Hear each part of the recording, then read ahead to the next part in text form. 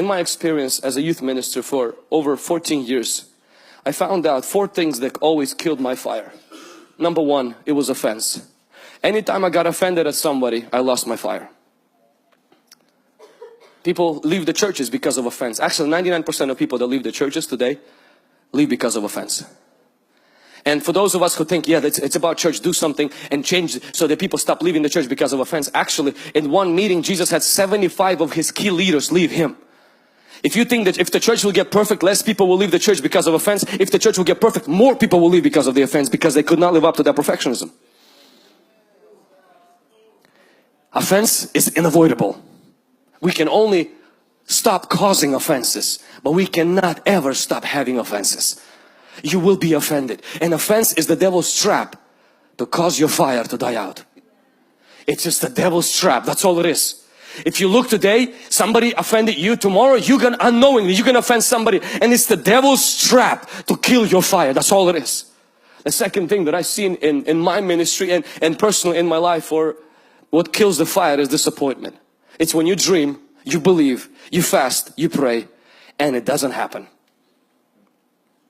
You prayed for somebody you believed that they're going to be healed. You had a word from God. You knew it and nothing happened. And next thing that happened is that becomes like a water that goes on your fire. And it's very important. I want you to see this. When you get offended, honestly, Jesus doesn't really go after you and tries to butter you up. When the guys got offended, Jesus didn't go up to them and say, hey guys, let me explain. I didn't mean you to eat my flesh. I meant communion. Jesus didn't do that. But when guys left Jerusalem, walked to city of Emmaus, He walked beside them, encouraged them with scriptures until their hearts caught on fire again. Anytime you're disappointed, Jesus will walk behind you and remind you of His word, so your heart will catch fire again. And the third thing that kills our fire is honestly busyness. It's when we become so busy that we don't have time to spend time with the Lord. We don't have time to even make it to church. And please understand, intimacy makes you fruitful, not busy.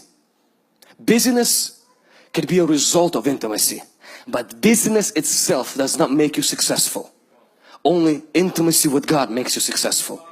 If you are too busy to pray, you are too busy. If you are too busy to be with God, you are too busy. And this is what I know about busy people. You actually don't make more money. You make less. Because you break God's rule. God ordered for us to rest on Saturday.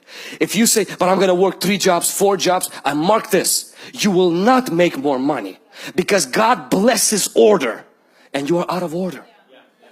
God blesses order, not out of order. I mentioned how Chick-fil-A decided not to open its fast food restaurant chain on Sundays. And people said, did you know that on Sundays all the fast food restaurants make the most money? And the main guy of Chick-fil-A, he says, I know, but God said and people should take a rest at least one day. And he says, and I'm gonna choose the most busiest day to rest. Average fast food restaurant makes $1 million a year. Chick-fil-A makes 5. Why? Because but it doesn't make sense. Nothing with God makes sense. But when you follow the order, God blesses you.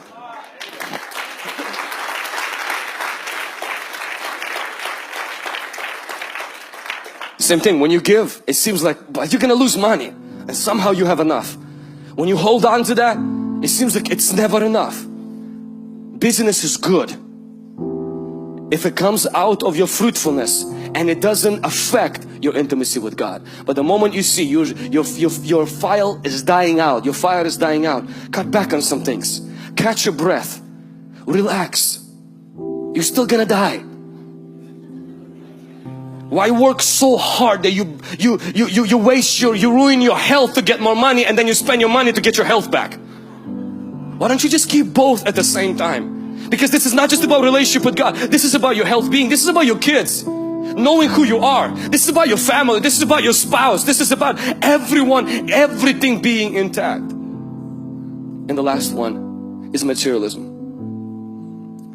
Materialism is not when you have stuff. It's when the stuff has you. I have this Apple Watch. I have this watch. this watch doesn't have me.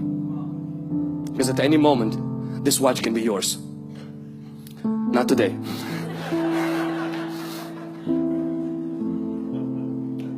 The most freeing thing for my relationship with God has been is when I can hold things without holding on to them. When God has the right to take anything out of my hand, and I have the privilege to take anything out of His pocket.